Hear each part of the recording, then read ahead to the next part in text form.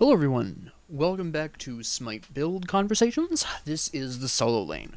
Now, I originally recorded an episode of this the day before the update released, and then they changed Soul Eater pretty drastically, so I've spent the past couple of days testing various things, specifically ability-based solo laners, but I've also done some experimentation with auto-attack solo laners as well. Now, with this episode, what I'm going to be talking about is going to apply both to warriors and assassins, because besides a small difference in their base stats, assassins have higher flat damage typically, and have lower baseline protections. They basically operate functionally the same, they build very similarly in the solo lane. The only real trick is past the first couple of items, solo lane tends to build very customized to the opponents.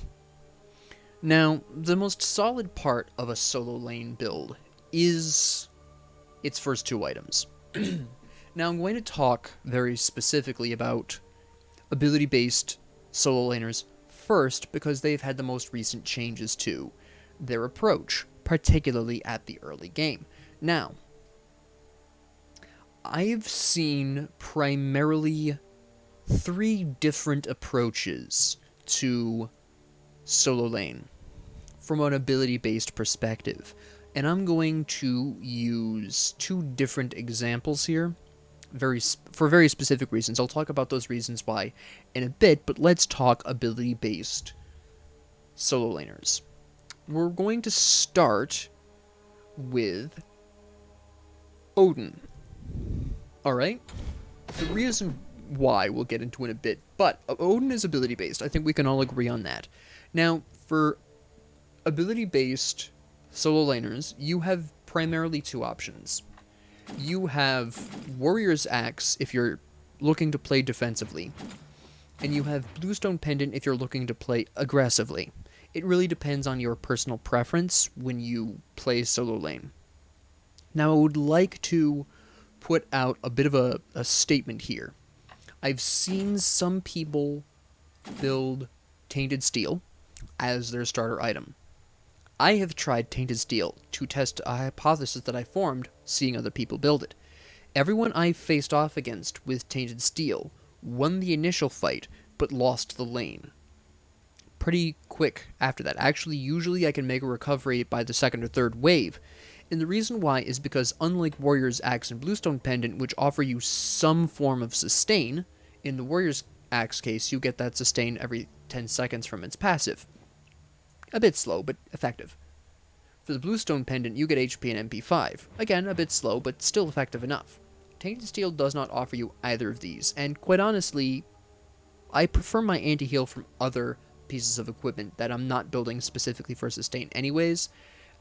Not to say that Tainted Steel can't work, it's just that it's very risky to do so, because unless you're able to consistently build sustain quickly enough, this is generally going to hurt you in the midterm.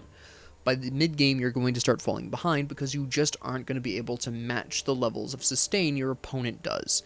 The only way I could see Tainted Steel really working is if the character you're playing as, the god you're playing as, has sufficient amounts of sustain. I will talk about gods that I have seen in the past, not current meta, but in the past work really well with Tainted Steel. And again, even in those circumstances, even if you're playing those gods, you only really want this if the enemy team has sufficient amounts of healing. We're talking about a Sylvanas, Hel, Chang'e, whatever, right? Along with a sufficient amount of self-heal. For example, just seeing a Sylvanas alone isn't enough to have Tainted Steel cross my mind. But if they have a Sylvanas and, say, Achilles or Mulan, someone with a decent self-heal, maybe I'm thinking about Tainted Steel a little bit more, right? I'll talk about Tainted Steel very specifically separately. Odin is a great example of who I wouldn't build this on. There are better ways. Odin himself has anti-heal in his kit. He doesn't actually need Tainted Steel. But he is also an example of why you wouldn't want to. He does not have any natural sustain in his kit. He's got no way to recover mana, he's got no way to recover health. Tainted Steel on Odin specifically is a terrible idea. Please don't. But moving on, so you're looking at either Warrior's Axe or Bluestone Pendant depending on how aggressive you intend to be in the role. That's up to you. My personal rule of thumb is, if all my abilities deal damage, I'm going Bluestone. For Odin, I would go Bluestone. All of his abilities have some way of doing damage to the enemy, and that makes Bluestone particularly good on him because you can more consistently trigger that Bluestone proc. If you're a warrior that perhaps doesn't have all of their abilities deal damage, for example, say Achilles comes to mind off the top of my head, maybe you build Warrior's Axe instead. Again, I'll talk about that a little bit more, but these are your two primary options here. Now, regardless of which one of those two you're running, your next item is extremely important. And there are a couple of different ways I've seen people react to the changes to Soul Eater. I've seen 3 primary ways in which other people have built. I have one slightly altered suggestion, depending on the circumstances. But let's talk about what I've seen first.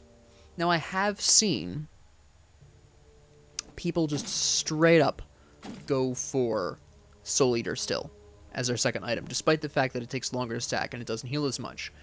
I have only really seen that work with gods that have a self-heal in one of their non-ultimate abilities. Achilles is actually a great example. I've been doing a decent amount of my testing with Achilles because I personally prefer to play him auto-attack, but he does have really good ability-based damage, so I can build him ability-based for testing reasons as well. Personally, I really like Soul Eater on him because from level 3 onwards, I'm self-healing using his Radiant whatever ability that allows him to heal off of his abilities, and that's going to help keep you alive long enough for you to get those stacks. Odin, I wouldn't recommend as a Soul Eater's second item because he doesn't have any way to heal himself until that, well, consistently heal himself until he gets that online. Yes, he might be running Bluestone or Warrior's Axe, but that alone isn't really going to help you out-sustain an opponent with maybe building Soul Eater or building protections even at the same time. It can get pretty rough. But it is something that I've seen people do, and it can still be effective, again, in the right circumstances. Now, does that mean that playing Soul Eater second item on Odin is always going to be bad? No. It really, again, depends on your playstyle. It really depends on the matchup. I just don't personally build it on Odin as a second item because I find it too inconsistent. Now, what I usually will go for on Odin instead is one of two things. Right, and this is what a lot of other people go for as well. This is my least favorite second item from all of my testing. They go right into Glad Shield. I have a very specific reason for not liking Gladiator's Shield as a second item, and most solo mains will probably at least understand why, even if this is their favorite item. As nice as the damage and the protections are here, you get some health, you get some physical protections, you get some power so that your auto attacks hit a little harder. You get cooldown. You get this delightful little passive that gives you bonus damage on your abilities. My problem with this is that it really doesn't have that much sustain. It's only 40 protections. Right? It's 250 health, which is decent. But at the end of the day, it's not really any more sustain. If your blue buff gets stolen, you're doomed. If you get ganked right after getting your blue buff, or soon enough after getting your blue buff, you're in a bad position. Now you're blue buffless and you've died. You've lost probably at least one wave of experience at that point. You're in a tight spot, and getting back out of that situation with Gladiator's Shield and either Warrior's Axe or Bluestone Pendant is a pretty sketchy proposition. Okay, I'm not fond of this. Can it work? Yes. Is it riskier than other options? Very much yes. You have to be very confident in the matchup to pull this off. Also consider, for a brief moment, and this will be relevant later, your level 1 is 7 power and 5 protections, 5 physical protections. That's nothing to sneeze at, but if you're looking for a level 1 item, you can do better than the round shield. The round shield isn't really going to pay you dividends. Now, what I've also seen people do for ability-based gods is go right into breastplate and then eventually work their way up to either Contagion if their laning opponent heals, or Breastplate of Valor if their laning opponent does not heal. And this is great for two reasons. First off, that is a decent amount of protections, because of course we're going to actually slap this down here really quick. Breastplate of Valor and Contagion. Breastplate of Valor offers you 65 stinking physical protections, which is a really good amount of protections. Even the level 1 breastplate for 50 less gold than the round shield, and the loss of 7 power, which for an ability-based god doesn't matter that much. You get 15 more physical protections. Right? That's a pretty big deal at level 3, 4, 5. Hell, that's a big deal at level 2. So, you get more physical protections. You can evolve this into something that's going to give you either good cooldown, more cooldown reduction than Gladiator's Shield. It's going to give you MP5, which means if you're... this is, by the way, particularly relevant if you build Bluestone, but you get 10 MP5, which means if your blue buff gets stolen, you're not entirely up the creek. You're still in a bad position. It just isn't as bad as it could be. You have 300 more max mana. Breastplate of Valor is a great second item if you're an ability-based solo laner. I'll get into discussions of if your laning opponent isn't physical in a bit. Hold up. But you do have that option with Breastplate. You also have Contagion, 60 protections, which is pretty good. 150 health, 250 mana, 15 MP5, and of course the anti-heal that you'd be building it for in the first place. Also a pretty good move here. Right, now I don't generally build Contagion as my second item, because usually that early in the game, the self-heals aren't so high that you need that. There are certain circumstances that defies this. For example, going up against Hercules almost requires you to build Contagion first, as an example, but in most situations, the enemy's self-healing this early in the game isn't so extreme that you need Contagion over it, right? So usually people are going to go into Breastplate of Valor here. Really great, good strong item. Now, the thing that I have found works fairly decently is, very specifically, Iron Mail. Now, you are probably wondering, well, Professor, they nerfed the HP 5 on Sovereignty, and actually it's fairly interesting where when it was only a 10 HP 5 decrease, okay? It wasn't really that much of a decrease. It's literally 2 less health per second. That's it. And yet I have not seen anyone build it since in the solo lane. It's really interesting.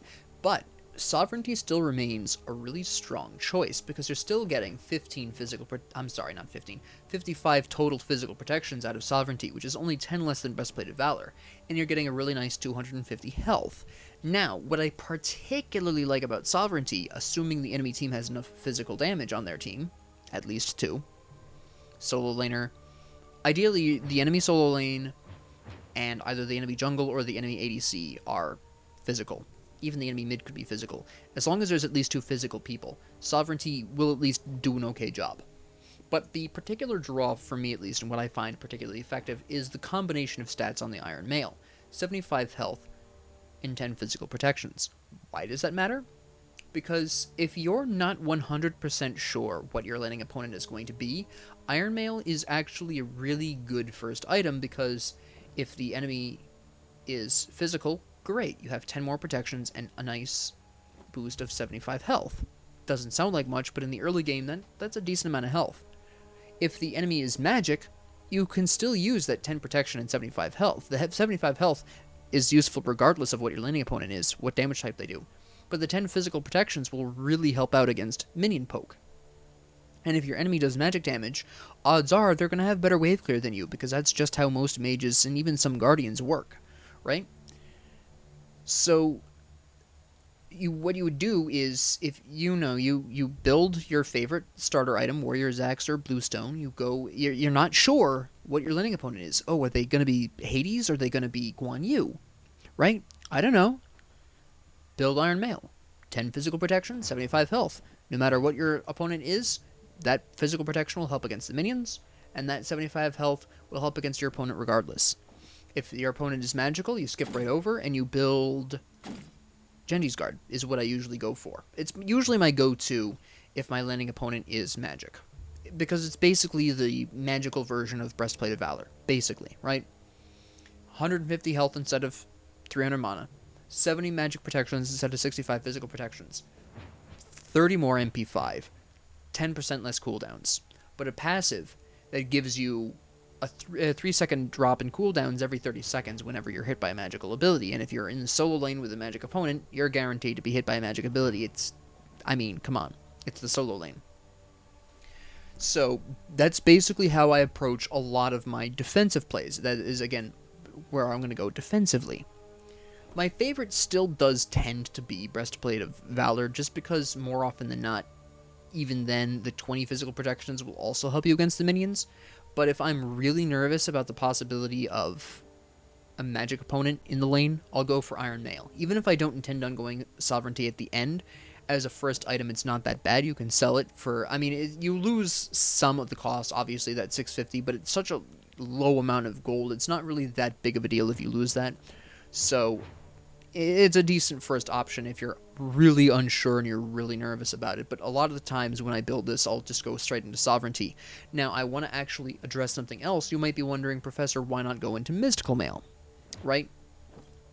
The primary reason is because, first off, that's only 35 physical protections. Even Gladiator's Shield offers you more. Yes, 200 health, decent amount of health. Again, Glad Shield offers you more, but what's particularly scary for Mystical Mail, for you, the player, is the aura. You might think, should the opponent be scared of that? Not really, no. The problem with Mystical Mail in the solo lane, and this is why I don't build it there, is because it's basically forcing you to poke your laning opponent. On the surface, that sounds like a fine idea, but if your laning opponent has better wave clear than you, and your Mystical Mail pokes them, and the entire enemy wave is now focusing on you, that's a whole bunch of minion poke you don't necessarily want. And you don't have a choice because Mystical Mail is dealing damage every second. So it doesn't matter whether or not you want that minion poke, you're going to get it. It really eliminates your ability to strategize and time minion poking. And I don't like building it in the solo lane as a result. Are there people who use this to great effect? Yes, I am not one of them. Because I like to time my minion poke. I like to maneuver around the minions. I like to do that in a very specific way, depending on who I am and who my laning opponent is. Mystical Mail will ruin that very quickly. It forces me to give up control for some damage when I don't need to. So I don't generally go for it there. Another benefit of Iron Mail, very specifically, is Midgardian Mail, actually. If your laning opponent is a surprise hunter, instead of building into Sovereignty, you build Midgardian Mail. And suddenly you're winning most of your boxing matches against them as long as you consistently build effectively. I still like this item as a second item. I still find it useful. I still really appreciate it. And I don't know why people stopped building it just because Sovereignty lost 10 HP 5. It seems very silly to me. But I do suggest this. This still is a strong contender for a second item in the solo lane, especially if you're really concerned about the possibility of the laning opponent not being who you expect. It comes in quite handy in that circumstance. We'll put Genji's Guard down here because this is the alternative. If you're 100% confident that your laning opponent is magic, you have to. That depends on the enemy. I can't speak today. The enemy composition. That's going to change, right? But if you do have a magic laning opponent and you're really confident about it, you would just go into Genji's Guard. If your laning opponent is surprise magic, you just leave Iron Mail and you just go right into Genji's Guard, or you leave Breastplate if you're building that, or even Round Shield if you really like that. But again, it's just fairly risky. We'll talk about Round Shield and who I like to build it on in a bit. But that's generally how you're going to approach your second item. Now, your third item, that's fairly interesting. This is usually where you're going to build some form of hybrid for magic damage. You are actually, at this point, when I'm against a magic opponent in lane, and I'm an ability-based solo laner, my usual go-to is going to be, very specifically, Bulwark of Hope. 70 magic protections, 250 health, 20% crowd control reduction. It's a really nice item. Fantastic. If they heal, I might go Pestilence instead.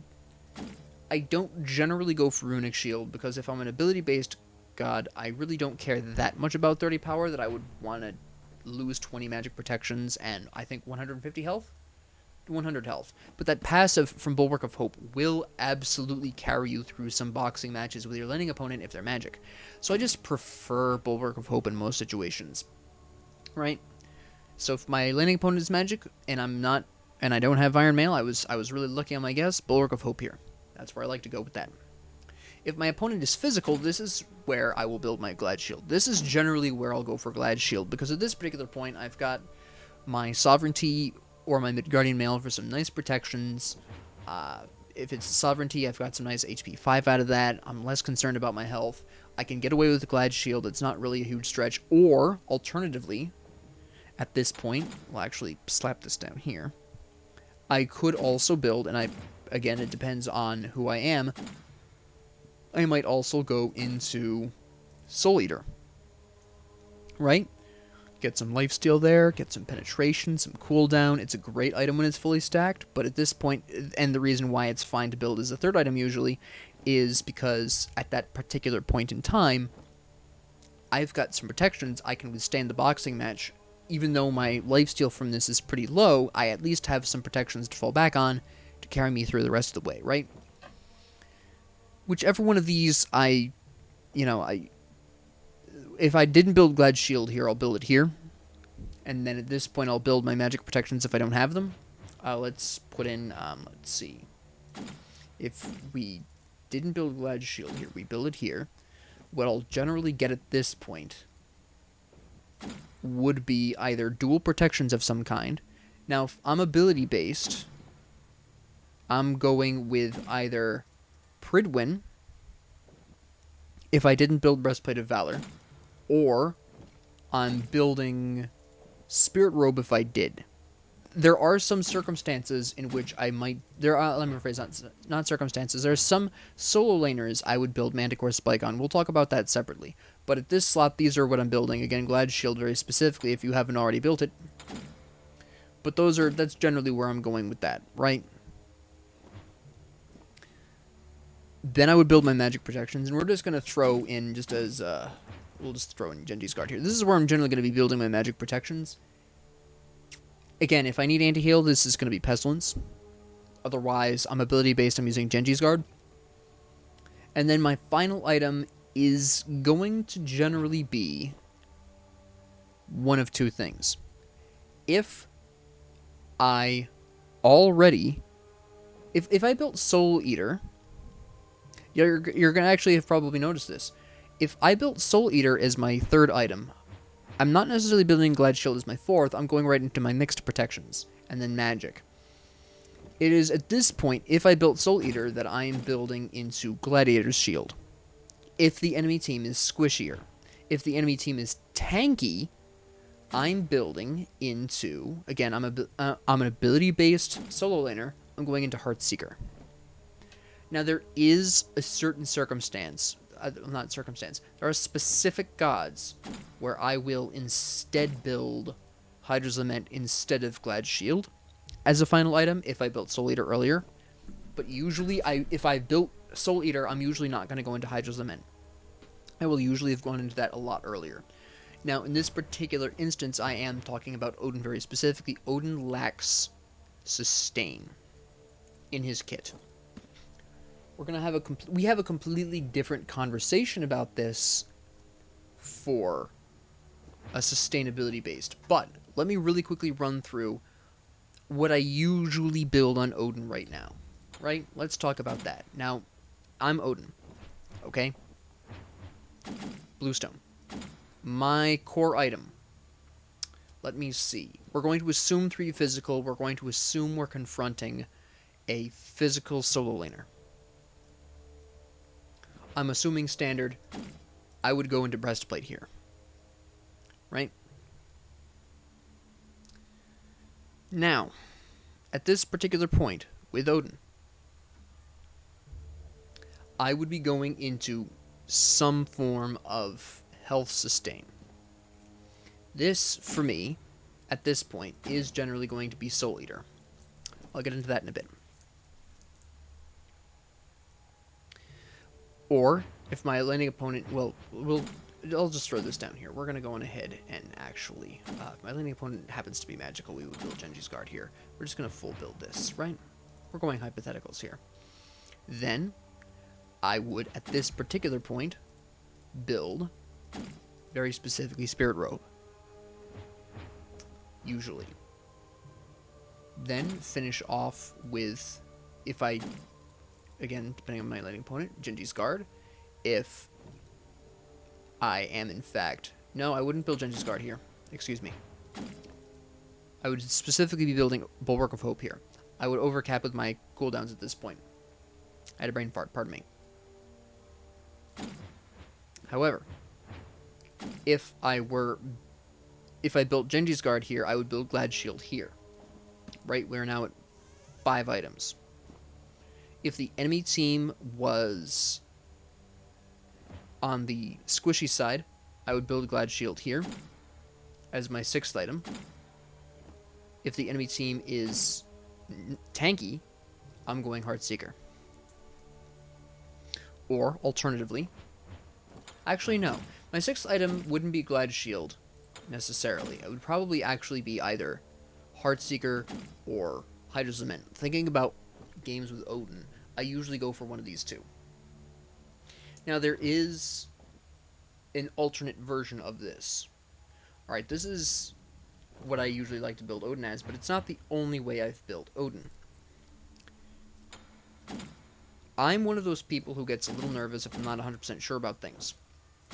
So maybe you would go into Morningstar, rush into Hydra's Lament. Now, this is fairly risky, unfortunately, because you're not getting any protections, and it makes getting Soul Eater as your next item an absolute nightmare. In fact, I haven't done this particular type of build since they've nerfed Soul Eater on Odin, just because, in all honesty, it's supremely risky. Actually, I won't talk about this build with Odin, because there's people I do build this on with Odin, and I do that build on other people, just not on Odin. We're actually going to talk about this with Hercules very specifically. Now, with Hercules, I'm also playing a little bit differently. I don't build Bluestone on Hercules. I build Warrior's Axe. Why? Because personally, I really like the combination of Hercules combo in combination with Sundering Axe. I really like that. I use my self buff, right? So that way I can just tank the extra, hit him with an ability, trigger Sundering Axe, get those heals, and off I go. I know. My self-buff does not increase Sundering Axe. I'm aware of that. But, on the other hand, that is basically 2 heals triggering one right after the other. It works with Warrior's Axe, it works with Sundering Axe late game. It's a beautiful thing, but it is a big reason why when I play Hercules in the solo lane, I can, in fact, rush Hydra's Lament. Now, Hydra's Lament is important as a first item for 3 reasons on Hercules. And this is why I really like this start. Warrior's Axe is providing you with some healing and mana, on top of the self-heal you already have. It gives you a little bit of power, it gives you 10 of each protection. It does not matter what your landing opponent is, Warrior's Axe is nice to have. Hydra's Lament is the same way. It's 2,300 gold, so it's decently priced. And regardless of what your landing opponent is, Hydra's Lament is just doing damage. Doesn't matter. But just as importantly as that damage, it's also providing you with a really nice MP5 buff based on how much mana you're missing. Which means, once you finish Hydra's Lament, between Warrior's Axe, Hydra's Lament, and your self-heal, you technically don't need blue buff at that point. Hydra's Lament will restore your mana more and more as it gets lower and lower. And you just combo the enemy wave, and then you're just waiting for the next wave unless you're boxing. So, you have a decent amount of time between waves besides boxing, where you're just restoring mana, and even then you still have to wait for the cooldowns, so that's still, you're still restoring mana at that point. And that's generally how I really like to run Hercules, at least at the beginning. Then at that particular point, I'll start running my protections. Now, if I'm against a physical opponent, I will run Glad Shield. If I'm against a magic opponent, I will generally run Genji's Guard. And the nice thing here is, I don't even have to guess what my landing opponent is. I already know at this point, because I ran Hydra's Lament first. The next thing I'm going to be building is, quite honestly, Manticore. I have a push, I have a pull. In my regular kit, they're not even connected to my ult. That's theoretically two spikes. Right?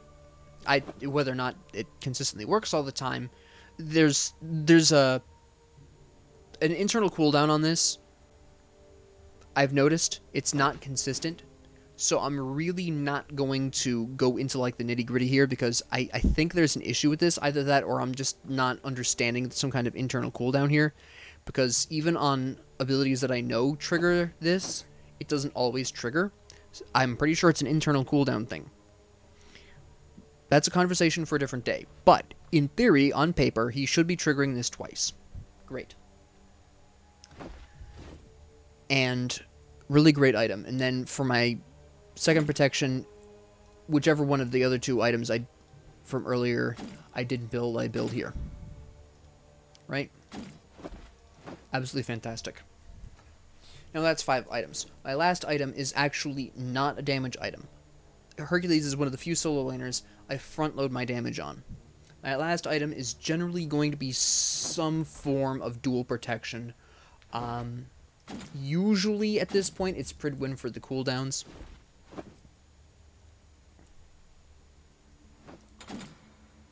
Although quite honestly, it probably should be Spirit Robe, because it's not going to overcap my cooldowns. And then you go right into, pardon me, Delightful Sundering Axe. Great time. Everyone loves it. Right? And then you have the really great heal from Sundering Axe. You've got 30 protections from each of these. You've got 40 power. Actually, let's go on ahead and upgrade that all the way to Sundering Axe so you can see this. Right? So you have 40 power from this. You've got the power from this. Let's assume this was first. Go here, and then go here. Now you have 100 power here, right? That is theoretically a decently substantial 35% boost. That's 35 damage. I'm sorry, your next basic attack will do an additional 35% damage. That is a very specific amount based on your auto attack. That's 200 and, I'm rounding up here, 242, but that does not include the delightful passive of Strength from Pain, which boosts your physical power at level 20 by 22 per level. That totals, with 3 stacks, 66 power. Alright? You get a good old 66 extra power in there, and that's a whole different conversation, right? Because at that particular point, we are now talking 331, again rounded up, damage per Hydro attack. That's not bad. And that triggers off of your self-heal as well, because Hydro Cement does not care what the ability is. After using an ability, doesn't have to be a damage ability. So you can just chain those. And considering Hercules' kit, you've got the stun after the driving strike, you've got the pull with the Earthbreaker, you have the self-heal that you can use. You've got this is probably the least consistent, but for these first two, driving strike, they're stunned. Guaranteed landing of that Hydro Cement attack. Earthbreaker, they're flying through the air at you. They're not able to move during that. Except Jing Wei. Guaranteed Hydro Cement as they're landing. And you can still land the driving strike in 9 out of 10 cases. Mitigate wounds. I'm boxing you, we're in melee range. Activate this. Animation takes less than a second. Slap him with a almost guaranteed Hydro Cement. Have a nice day.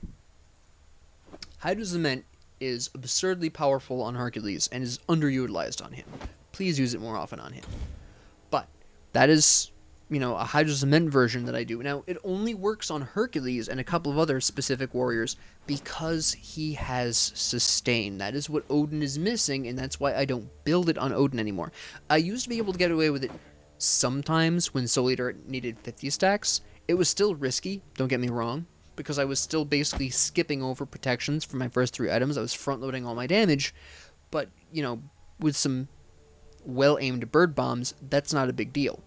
Again, very risky. Nowadays, because they've changed it to 100 stacks, it takes too long. It's too risky, and it's no longer worth it on Odin. Who else do I Hydro Cement with?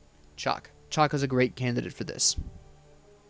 He has the self-heal from the rain. Not quite as quick as Hercules. Mitigate wounds. But the rain is pretty good. I am rather fond of that there. I don't build it on Guan Yu. Not a lot. Well, okay, that's actually wrong. I built it earlier today and it was really effective. Never mind. I do build it on him. It is actually decent. I don't build it on tier, mostly because I'm too busy building other things on tier. I'm building him pretty classically, like Odin a lot of the time. I just use bluestone instead of... Well, no, I just build him basically a lot like I build Odin, honestly. It's good on Nike, actually, because you can use the barrier formation, pop it immediately instead of pushing them away, and run up on them and get that Hydro Cement hit. Are almost guaranteed. You're pretty much guaranteed a Hydro Cement hit after Valiant Leap and also Sentinel of Zeus. Usually, not necessarily always, but you've got a pretty good shot at that. It's good on Amaterasu. I like it on her. I love it on Achilles. I really do. Fantastic on my boy there. I don't necessarily build it first item, though. I usually build it as if I'm going to build it at all, it's going to be last item, and I build him, and that's only if I'm building him ability-based. I usually go to auto-attack Achilles. Honestly, it's my go-to. I just prefer him that way. But... And again, the same thing with Amaterasu. She can work really well with it, but I usually build her auto-attack. Who else do I build this on? I think those are the really big ones I build that on. Yeah.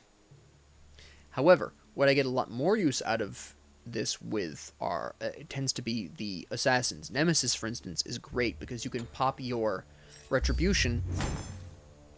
That takes a second. Slap them with a Hydro Cement while you're boxing them. You've got Slice and Dice. That's a slow. You're pretty likely to hit your next Hydro Cement. Swift Vengeance. Dash. Hydro Cement. Dash back. No issues. Divine Judgment. That's a slow, and it reduces their protections. That's an extra painful Hydro Cement slap. It's a good time, right? Scales of Fate. You are decreasing their physical power and increasing yours. Well, any of their power, really. And increasing yours. That's an extra... you're basically winding up for an extra hard-hitting Hydro Cement at that point. She's really great with Hydro Cement. Ratatoskir, Ravan, similar thing. He's got a slow, he's got a root, he's got the kick flip, which gets him, increased movement speed that can close a little bit of distance. He's got the jump with Mystic Rush. Ratatoskir, he's got a dash, he's got a stun, he's got a pop-up. He's got all kinds of ways to almost guaranteed land that. A Wheelish, oh, don't get me started on a Wheelish. You jump in with Suku. You flip over them with Feather Step, guaranteed slap after that, guaranteed slap after this. If you hit them from behind with Moonlight Charge, that's an almost guaranteed slap. And look, Gravity Surge. You pull them in, guaranteed Hydro Cement slap. A Wheelish is great with that too. Mercury, even. Why did I go into the God build? You activate Maximum Velocity, that's a Hydro Cement trigger. Right, you have a high movement speed with him anyways. You've got Major Look, which itself isn't going to proc that, but it is going to trigger the effects of your next auto attack hits. Whether or not it does, because you're at that range, is a completely different story, but it can trigger it. But Special Delivery, you're throwing them against usually wall, almost in the right circumstance with the geography near you, with a wall near you, guaranteed Hydro Cement hit, right? Hydro Cement, while I use it on some, as you've probably noticed, while I use it on some warriors, I am much more likely to use it on assassins. A lot of assassins are really great with this. Naja is really great with this.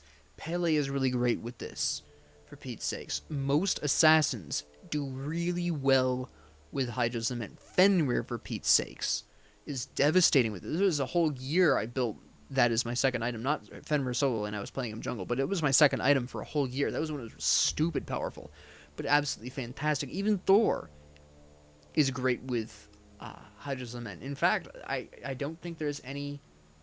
Is there any gods? I don't build it on Lancelot. I don't build it on Cleodna. I don't always build it on Camazotz. Sometimes I do, sometimes I don't. I don't usually build it on Bastet. Besides those, and Set, I don't build it on Set either. I think those are the only... Yeah, those are. Those are the only assassins I usually don't build it on. All the rest of these assassins, if I'm playing them in the solo lane, you can expect to see Hydro Cement on them. It's that good on a lot of these assassins. Alright, but that's generally how I approach that. Now, what about auto-attacking solo lane, right? You're an auto-attack god. What do you do then? Now, a lot of people are going to know the answer to this. A lot of people are going to know the answer to this. The answer is Death's Toll. Now, you might hear some people talk or ask, what about animosity, Professor? Would this be good?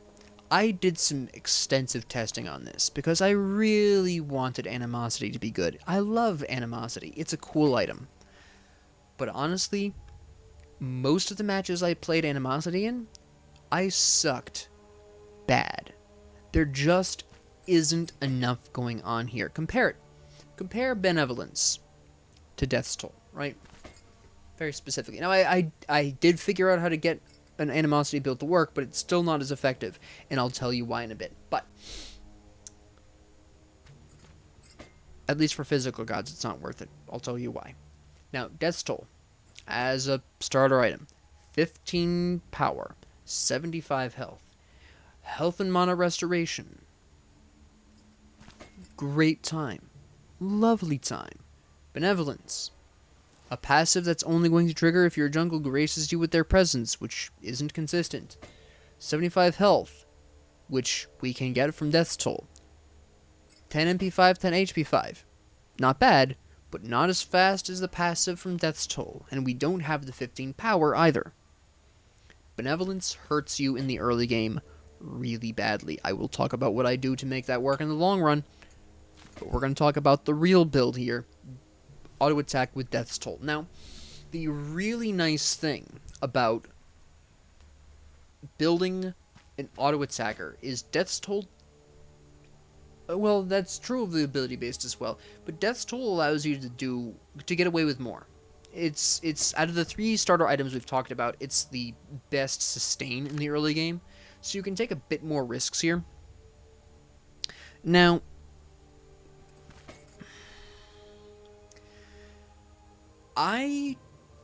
how I approach auto attacking with Death's Toll changes slightly based on specifically who I am. Okay? In Osiris's case, I am very specifically, and keep in mind, Osiris does not have natural sustain. That is important. Okay? There is a reason that that is important. I will get to that. Also, more importantly, Judgment Tether does not do damage. Important for a secondary unrelated reason. But let's talk about this. So, Death's Toll, I'll usually go right into Berserker's Shield. Now, why? Why am I so comfortable building physical protections on auto attackers as compared to ability-based, who I'm a little nervous about building? That, I'm not sure. Maybe I build a completely different physical item than Breastplate of Valor. What's the difference here? The difference is Berserker's Shield's passive. Even against a magic opponent, 7% damage mitigation is a good amount of damage mitigation. That 40 physical protection is still going to help against those minions. You're still getting attack speed, you're still getting HP 5. Unlike Gladiator's Shield, which does not offer you any... Well, it offers you some health, which isn't bad, but it's not offering you any sustain. But with Berserker's Shield, you're getting HP 5, and you're getting a passive that's even going to help you against magic opponents. So, in this particular circumstance, Berserker's Shield is still a decently safe bet, and then you just immediately run Shogun's Kusari afterwards if your opponent is magic. Right? That is generally how I'm going to approach gods like Osiris, who have a lot of auto attacks, not great at, not huge ability base damage. Now, yes, his abilities have a short cooldown, but his auto attacks are really where he shines. Let's be honest. And you would just build Shogun's Kusari as your third item if your landing opponent is magic. That's fine. If your landing opponent is physical, then maybe I would go into... I would actually definitely be either going into Stonecutting Sword, or possibly I would be going into Serrated Edge.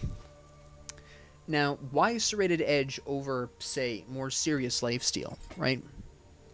Serrated Edge offers me 20% penetration, which is really going to help punch through whatever protections your landing opponent has built up by that time. If they haven't built up any by that time, some people don't. I've noticed a lot of mages in solo lane who just don't build protections. Stone Cutting Sword is the choice here, right?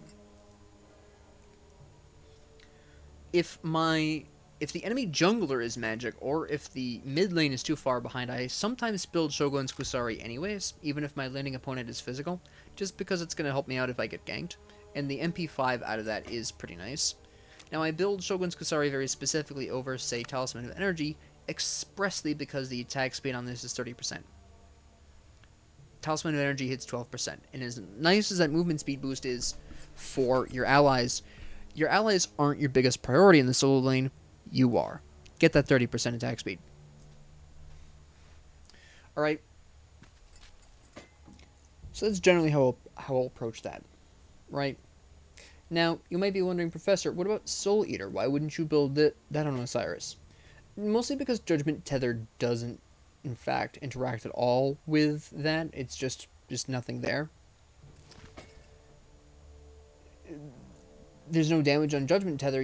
Yes, you can get healing off of the two abilities, but at that particular point, why would I build Soul Eater, which is going to take 100 stacks, when I can just build, if I really need lifesteal, I can just build Serrated Edge. I've already got healing off of Death's Toll, and I'll be evolving Death's Toll eventually into Death's Embrace, because between Death's Embrace and Death's Temper, for Death's Temper, you need to be having a good enough basic attack damage to make that passive worthwhile. And if you're playing in the solo lane, you're building hybrid. You're building some protections and some damage. Your auto attacks aren't going to be so high in power that you want Death's Temper. So Death's Embrace is the way to go. Also, it gives you healing based on 2% of your health and mana, which is a really good deal, right? So typically, I'm just going into Death's Embrace anyways. So in the late game, I'm going to have something anyways. I only will really build Serrated Edge if the enemy team is absurdly tanky, is usually where I'm going to build that, in all honesty. It is something I build occasionally, but it's not something I build as consistently as either Stone Cutting or Shogun's Kusari. But it is worth mentioning that it's still a fairly reliable item, even in those circumstances, in particularly tanky situations here, right? It's a good time.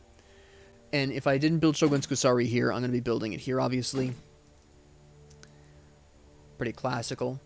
Now, at this particular point, you know, for my 5th item, I'm usually going to be building my hybrid item. This is, again, going to be either Pridwin... Oops. Pridwin... Brain fart. Spirit Robe, or Manticore Spike, depending on who I am, and what else I've already built. Now, I've been... with the ability-based, I was talking about Pridwin a decent bit. My theory crafting here was overcapping, but in all honesty, whether or not you overcap with Pridwin as your 5th item or something really depends on the previous items you build. Again, this is just generally how I approach the solo lane, what I've seen other people approach the solo lane with, so this is a combination of both my own personal experiences as well as what I've seen other people do. So that's why I'm coming at this with these specific items. You might build something slightly differently. You might really like Serrated Edge and you buy it all the time. You might go Stone Cutting Sword as a 2nd item. Some people do. I find Berserker's Shield to be more consistently useful and consistently safer to build than Stone Cutting, but that's a personal preference, and I'm aware of that. I don't have an issue with that. I'll actually go on ahead and throw Stone Cutting Sword down here just for kicks. Right? Some people just really like Stone Cutting Sword as their 2nd item, and that's fine. I just prefer Berserker's Shield. I think it's safer. Some people will build Berserker's Shield as their 3rd item instead. Again, totally fine. Totally fine. We'll just go ahead and slap that up here. Why not? That was not the move. There we go. You know? That's fine. So, but that's why I'm always talking about Pridwin, but my theory crafts haven't included it, because whether or not it gets included depends on what your cooldowns are before it. But this is where I'm building my double protections, right? And then for my final item is, once again, going to depend on how squishy the enemy team is. If the enemy is tanky enough, I'm going to go into Chin Size, obviously. If the enemy team is a little bit on the squishier side, I will either go with the Crusher, actually. Let's put this... I will either go... we'll go ahead and do that. For my final item, I'll go for the Crusher on certain gods if the enemy team is squishy. If the enemy team is squishy, but I don't have the kind of abilities that I would want to be running that with, maybe I will go, and this is what I would do with Osiris. I would build Hydro Cement, but if the enemy team was tanky, I'd go ahead and throw in Chin Size for that percentage of health. And Chin Size is the really significant reason why you generally don't go Animosity on physical gods. Consider this for a minute, right? Well, it's one of the two reasons why you don't build Animosity. So we're going to go right into Death's Embrace, right?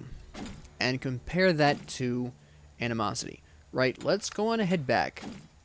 Let's build a classic. Let's build my classic build. We're going to go Berserker's Shield. We're going to go... we're going to assume Stonecutting Sword here, right? We're going to have a delightful time there. We're going to go ahead and grab our Shogun's Kusari. Oops. For Osiris, we'd probably build Pridwin here. That's fine. And then finally, we'd finish up with... You know, we're not even gonna... We're gonna go ahead and double down on the protections here. Get the hell with it. We go Spirit Robe, right? Okay, so we're gonna go with this as a hypothetical. The enemy team is fairly squishy. We're talking 2 front lines, solo and support, right? Not a problem. Now, with Death's Embrace, we are getting a boost of our damage by 65, right? That's fine. We get 200 health, 65 power, and that delightful passive. With Animosity, we are getting the... Come on, highlight. You betrayed me my hour of need. Why? Okay, so that's... I'll just have to do it this way. 400 health, 20 MP, and HP 5, which in that late of the game, that's not going to matter. But we are talking about 3% of your max health, right? Let's do 3% of that 3,000. I'm just going to round down to the 3,000 just for the purposes of easier math, right? That's 90 damage, right? Now, you might be thinking to yourself, whoa, Professor, 90 whole damage? Sure, sure. 90 compared to 65, right? Sounds really impressive. But remember, we have Stonecutting Sword. We're reducing enemy protections by 21. Now, that's not really a big deal for the enemy front line. The enemy solo and the enemy support, at that point, probably don't care. But the enemy squishies care, and they care a lot. Alright, just as an example, consider the average assassin protections at late game. 82. Drop that down by 21, now we're talking 61. Not great. What about mages? Ooh, don't get me started on mages. That's a scary thing. Mid laners just trembled in fear. Let's grab Hera just because she's here. That's 71. Now we're down to 50 exactly. Yes. They're quivering in their socks. Whoops. That is going to mean, generally speaking, whoops, that for Osiris, even though it's literally 25 less damage per hit, 90 compared to 65, because of the penetrations that he gets from Stonecutting Sword in that particular example, and the complete lack of magic penetration he has on Animosity, generally speaking, the damage from the physical damage is going to be less mitigated than that of the 90 from Animosity. Alright, 25 damage is not enough to give up that Death's Embrace passive for, because that's very powerful at that point. You have to understand, you're healing 2% of your max health every auto attack. That's 60 per auto. Well, okay, yeah, no, it's actually it would be probably closer to 55 per auto. So you're healing... Hold on, let me actually give you the numbers here, because the attack speed does matter here, right? Going back to the same example we just had. Exact same. Does this factor in the aura? I don't think it does. No. That's a shame. We'll have to use, in order to represent that 30% attack speed, we're going to have to pull something else that has 30... There we go. We'll have to borrow Oboe for a bit there.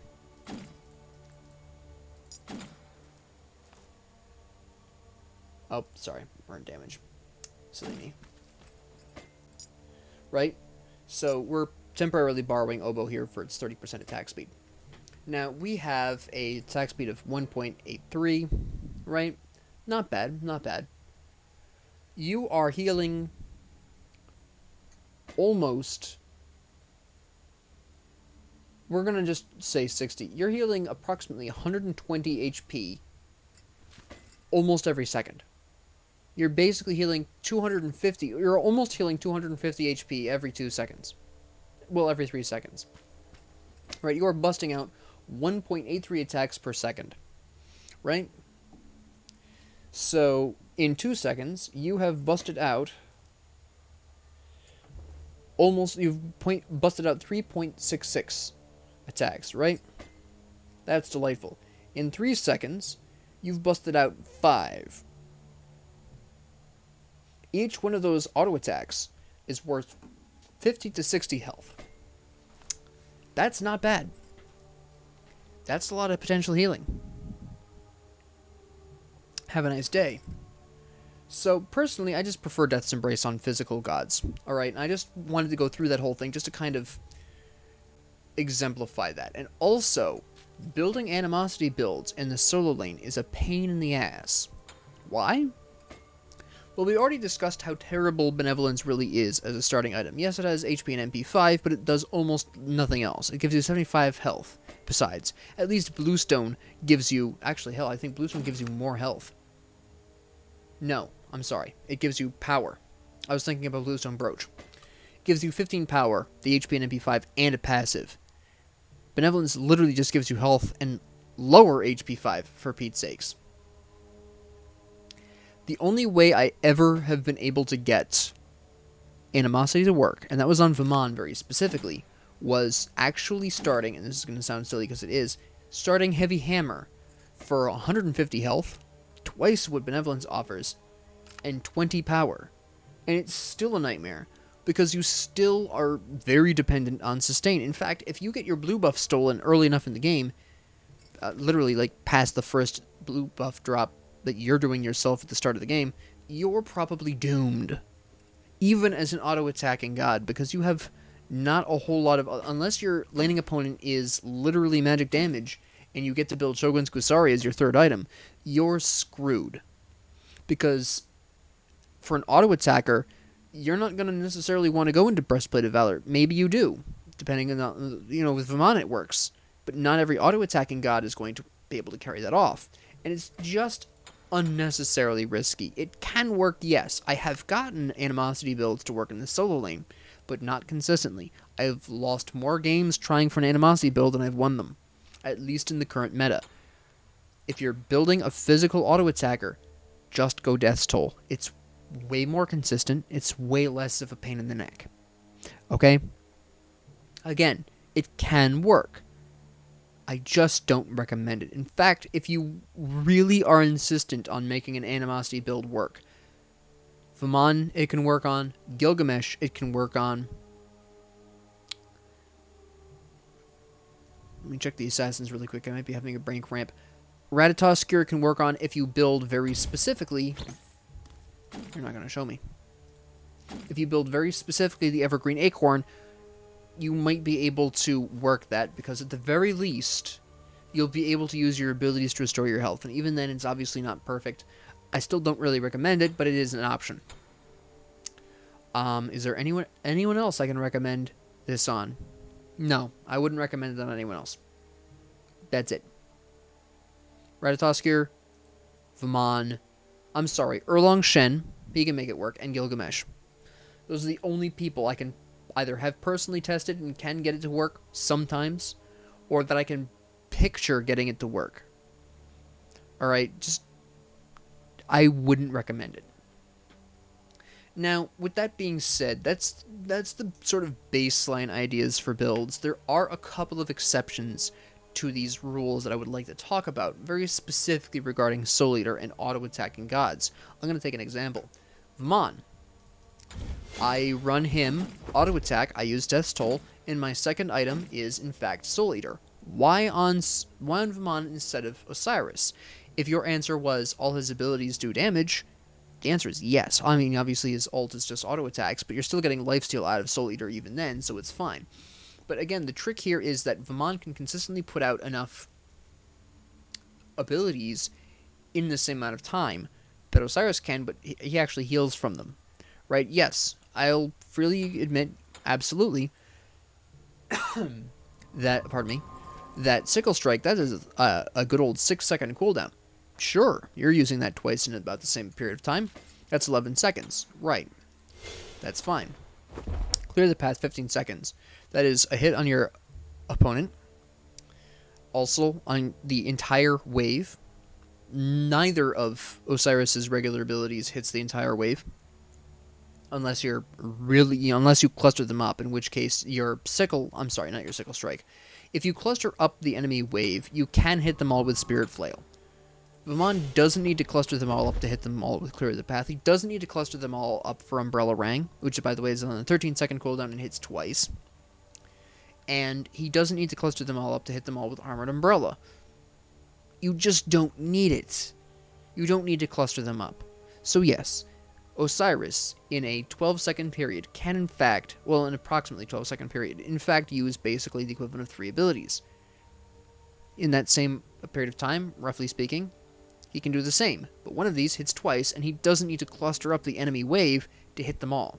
He can hit them all as they are. He can throw the Umbrella Ring at the front of the wave, go around the side, hit him with the Armor Umbrella, or just run through them all. As a result, Soul Eater becomes a lot more effective on Vamon as a second item than on Osiris. There aren't a hell of a lot of other auto-attacking gods that I would do this on. In fact, Gilgamesh, it can also do this, in fact. And so can Bellona. Both Bellona and Gilgamesh, even if you're building auto-attack based, still have impressive enough ability damage to make Soul Eater work as a second item. These three are the only auto-attack warriors that I've ever gotten this to work with. If you're going auto-attack Mulan, it would work on her. I prefer to use her ability based. It's a personal preference of mine. But she can do it as well. But for the rest of these auto-attackers, no. And another point, for assassins who auto-attack, a lot of them can't get away with it. Simply because, unlike the warriors, they have lower baseline protections, so they need protections earlier on. And I generally don't build Soul Eater on them as a result. But, again, there are a couple of exceptions. Alright, I really like it on Camazotz. Camazotz is a great candidate for this. I really like it on Daji. She can get away with this as well. Mostly because she hits like a steam train in the early game, thanks to her bleed. Alright, she's just basically overwhelming him. It's fantastic. But she can get away with that. Fenrir can get away with that, mostly because of, frankly, Brutalize is disgusting. But he can get away with that. And I'm trying to look. I think those are the only people who can get away with that consistently. Ratatoskr, I suppose, can, because he's got the ability to build the tank nut, as we like to call it. Thick bark. He can get away with it. Ravon can because of his passive. I forgot about him for a second there. But I wouldn't build it on anyone else. So for assassins, for Soul Eater, auto-attack assassins, specifically, not ability-based assassins, some of them may be able to get away with it combined with Bluestone. It depends on whether or not you win that first fight. Be cautious. But auto-attacking assassins, Camazotz, Fenrir, Ratatoskr, although I don't do that on him, because I play him... When I'm playing him solo lane, I play him ability-based, so I don't usually build Soul Eater on him. I will build Soul Eater on him in the jungle. That's a different conversation. But Camazotz, Fenrir, Ratatoskr in theory, Ravon.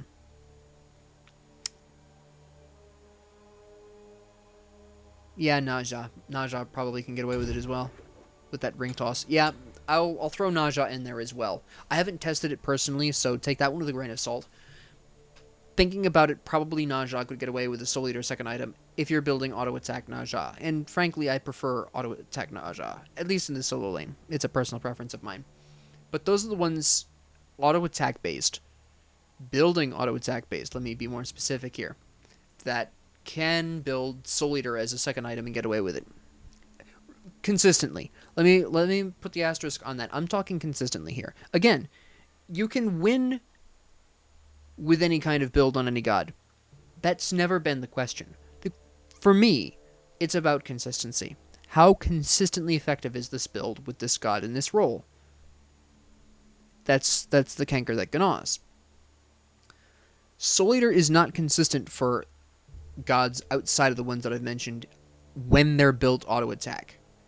These particular gods either just really can stretch Soul Eater really well, just that ability-based damage and the healing they get from it just really goes the extra mile for them because of some factor, or they're just plain old really good with it. Camazotz, for example, all of his abilities do damage, and half of them heal him anyways, so him not having protections in the solo lane isn't as big of a deal just because of how much he's self-healing from 2 of his abilities. Plus, if you're building auto-attack based, which is actually a strong way to build Camazotz, by the way, because his auto-attacks are insane. He's got a, where is that located? Yes. His third attack is an AoE, so it's actually he's really good with auto-attacks if you want to build him that way. But if you're building Death Toll on him, your second item being Soul Eater is a great choice because you're basically compensating for the lack of protections with just stupid amounts of self-heal, essentially. Fenrir already has Lifesteal on Seething Howl, so Soul Eater is this really beautiful combination of just absolutely abusing his high ability damage for healing with the Soul Eater, the passive part of Soul Eater, and then using the regular Lifesteal combined with Seething Howl for really impressive amounts of physical lifesteal there.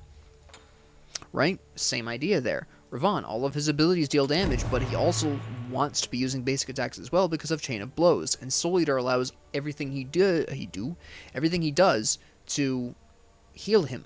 It's fantastic, right? Naja's probably a lot of the same way, except he also gets the benefit of having crits on his ult, so he actually heals extra from Windfire Wheels because of Soul Eater, where he wouldn't otherwise. Right? These are all people who can really effectively take advantage of Soul Eater in some way, more than a lot of their other competition. Yes, some of these assassins, in fact, do have ways of bolstering themselves. I'm going to take Bakasura as an example. He can heal himself using Eat Minion, and theoretically, he also gets a protection buff.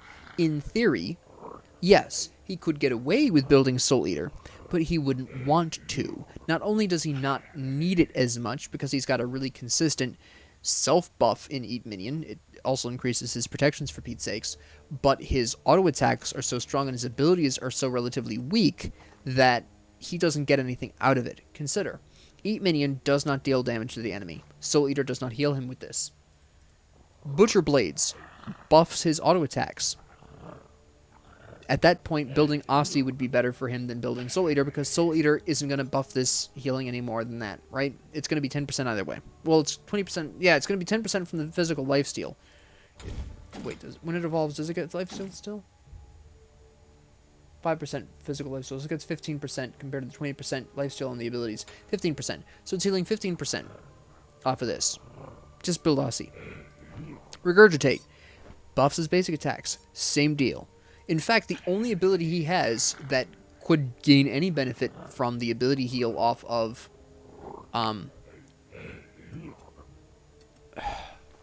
Soul Eater, thank you, brain, is Takedown. You don't want to be building Soul Eater just so Takedown heals you. It doesn't make sense. So why would you want to? And that's a prime example of why you wouldn't necessarily want to build it on anyone else. It just doesn't work on a whole lot of other people. A Willish, could she use it? Sure, but considering how many auto attacks she has to put down for Feather Step anyways, and she might not necessarily even be using Suku for damage, you don't necessarily need to. Could she use it? Yes. Is it risky on her? Yes, because unlike everyone else I mentioned here that's good with it, pardon me, unlike the people who I've mentioned who are specifically good with it, while her abilities can justify this, she doesn't have any kind of sustain like they do. Camazotz has sustain. Ratatoskir can easily work in protections. Fenrir has sustain. Ravon is tanky because of his passive, and he's got a self-heal. Naja has a self-heal, and he's got the, nice protection buff from his ult if he really wants that. And he's also got the really safe ring toss. Wheelers is none of these. Her ability kit is great. Yes. Her abilities hit really hard. Yes. But she can't afford to build it at least as a second item. I usually build it third on her, to be honest. But she can't get away with it as a second item because she needs the protections as a second item in a way that, who I've mentioned before, don't. Again, Nemesis is another example. Yes, she can get the decreased enemy power. She has the retribution to help sustain her through fights a little bit, regardless, but her abilities just don't hit hard enough to justify that. She's only got 2 abilities that are going to trigger off of Soul Eater, and Swift Vengeance half the time isn't being used for damage, it's being used to close distance. So that doesn't matter. Also, it's got weak sauce scaling here, and I mean, this is equally weak scaling of 35%. That's not a big deal. Late game, these aren't doing enough damage to justify Soul Eater. That's why you don't build that on Nemesis, right? So that's what I really wanted to say about Soul Eater there very specifically. Now, there are some gods, in fact, actually, most of the gods that I just mentioned that work well with Soul Eater also do really well with the Crusher for similar reasons. Their abilities are consistently useful enough that you can really get away with the Crusher. There are some exceptions. I don't build the Crusher on Fenrir or Naja. No, actually, I've built the Crusher on Fenrir before. I'm going to take that one back. Yep, no, I'll take that one back. I've actually built it on Naja too. Yeah, no, never mind. Anytime that you seriously consider Soul Eater and your character has, good enough abilities for that, that's great. Actually, it would be easier to list the... that's a great general rule of thumb that I'll stand by for now. I'll probably think of an exception or two tonight while I'm trying to sleep, but I think for the time being, you can operate on that as a rule of thumb. But that's solo lane building, basically. Again, to some extent, this is going to be customized to your playstyle and your laning opponent and what the team needs, but that's the general basis of what solo lane building is like now. At least for Assassins and Warriors. Again, they build pretty similarly. Most Assassins really need protections early game. I actually, more often than not, am building Warrior's Axe on them for that reason. There are exceptions, of course. Like I said, Ratatoskr and Ravon don't need necessarily Warrior's Axe. I still build Warrior's Axe on Ratatoskr sometimes just because it's really nice to have. If the enemy team is unusually aggressive, I'll do that. But, yeah. So, yeah, that's where we're going to leave this. So next time, I'm going to very specifically be talking about hunters. They get their own video because building hunters in solo lane is a wild experience and should be experienced by everyone. Well, I might not necessarily do hunters next time. It really depends. Either I'm going to do hunters in the next episode, or I'll tackle guardians, or I'll tackle mages. I don't think mages and guardians generally play similarly enough to pool them into the same video like Assassins and Warriors. But we've covered these 2 major categories, and these are what you're going to see most commonly in solo lane is either an Assassin or a Warrior anyways, so it was important we covered them specifically.